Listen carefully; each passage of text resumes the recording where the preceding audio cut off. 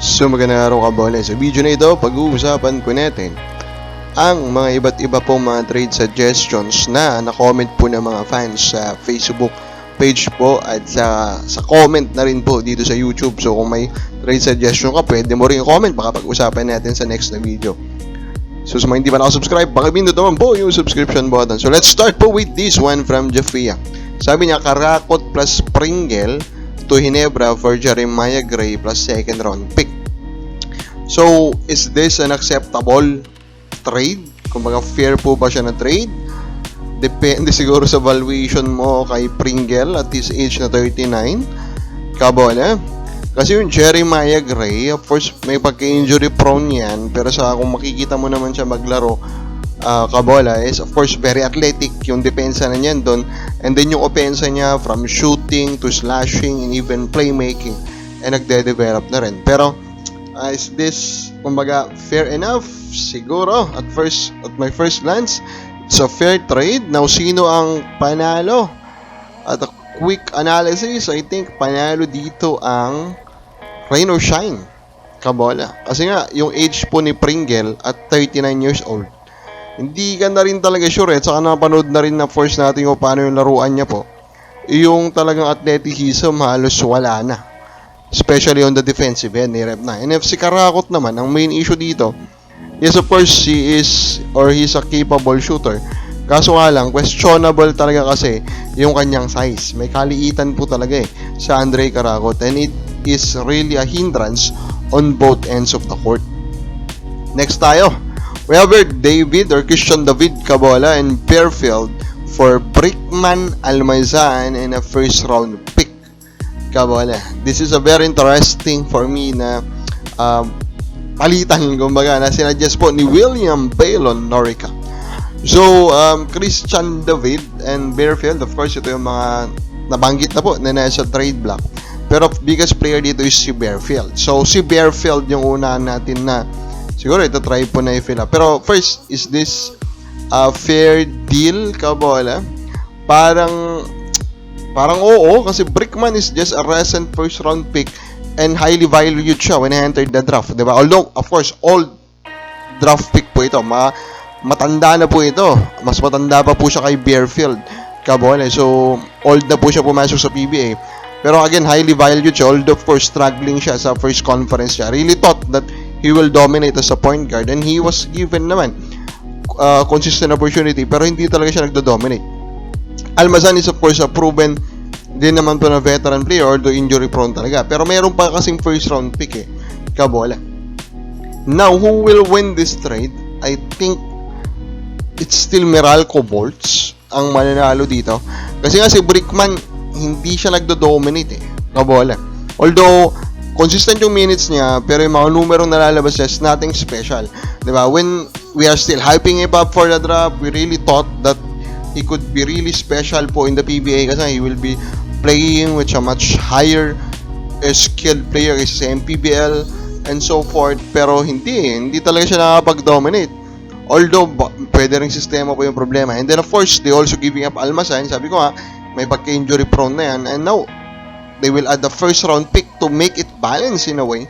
Pero they will still get two pieces that will help them win now in the present and will secure their future. Kasi diba, imagine Fairfield, David, and then yung kanila pong CJ Cancino, Kabola, will be there. And of course, Bates will be there. Diba? Halos makompleto mo na yung first 5 mo for the next 5 to 10 years. Kabola, so panalo Meralco Bolts dito. At sa straight suggestion po ni William Baylon Norica. Again, I invite you to also provide your trade suggestions sa comment section. Pag-uusapan po natin sa next po na edition ng ating trade suggestion video. Pero ito muna tayo kay Treblig Val. Suggestion niya po is 3-way daw. Munzon daw to TNT. Rights daw ni Parks to Ginebra, and then Stephen Hall to Titan.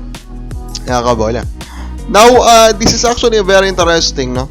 Very interesting po na trade suggestion.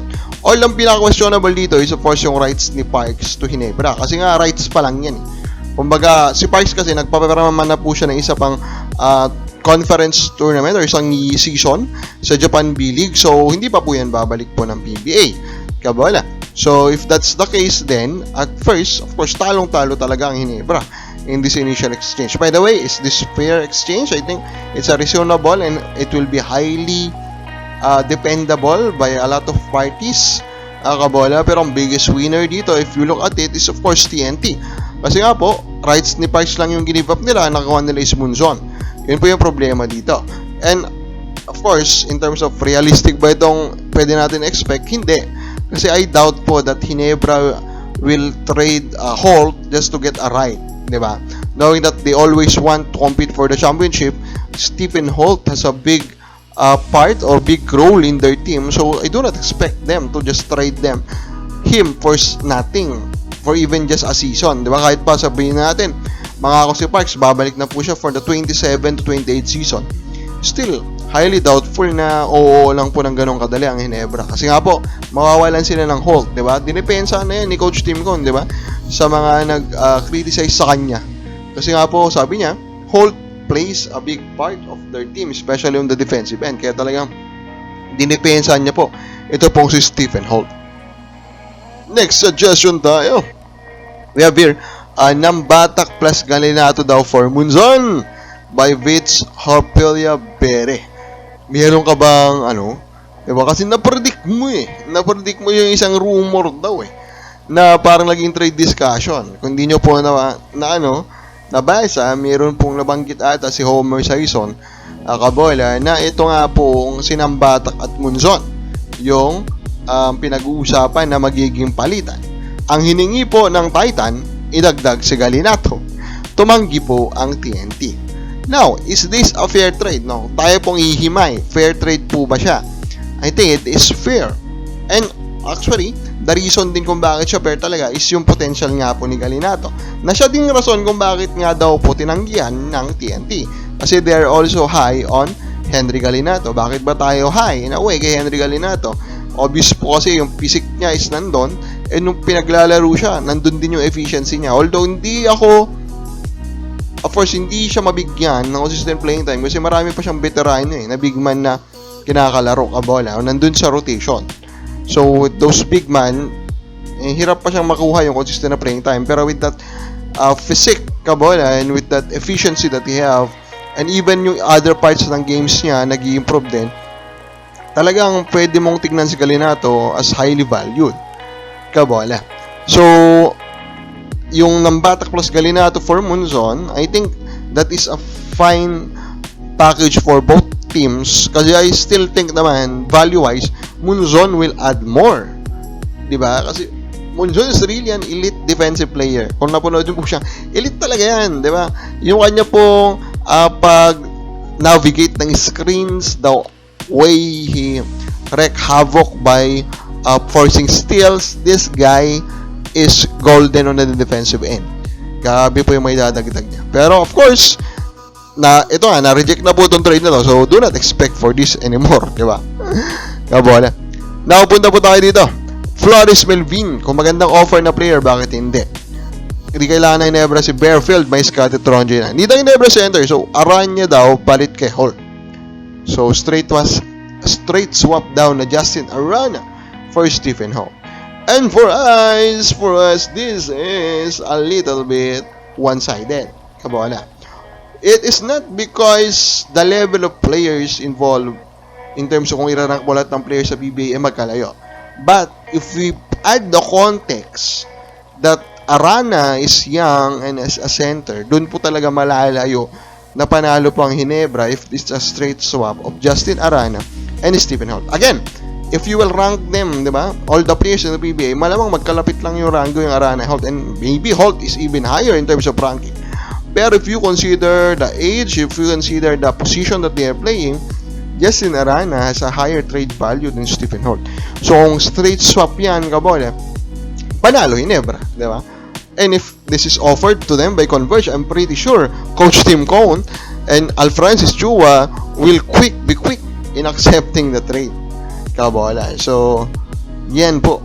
And then last natin, actually, is Ultra Mega Blockbuster by YouTube user Kimol Liver Pelaez. Ito sana balasan na boss para lumakas silang lahat. SMB daw, makuha si Munzon, David at Bearfield. Phoenix, Tautua at Cade. Ultra, makuha si Perkins, Teng, Maliling. First round ng Bossing. And Bossing, makuha si Kalma, Greg, Kahilig, Wright. First round and second round pick daw ng San Miguel Beerman. I'm sorry, pero it's pretty obvious naman. Kim Oliver, kung sinong favorite team mo diba? Medyo obvious San Miguel ka diba? Kasi sa doon napunta lahat yung mga nasa trade block na players sa pinag-uusapan natin na past month kabolan, sa kanila lahat napunta. Ano po? So, Munzon, David Everfield, napunta lahat sa San Miguel Beerman. Now, again, dami kasing player na dinagdag mo dito. Kabola, madami kang dinagdag na na mga player. Medyo mahirap din talaga i-navigate ito sinadjust mo. Pero overall, sino ang biggest winner dito? It will be San Miguel Beerman.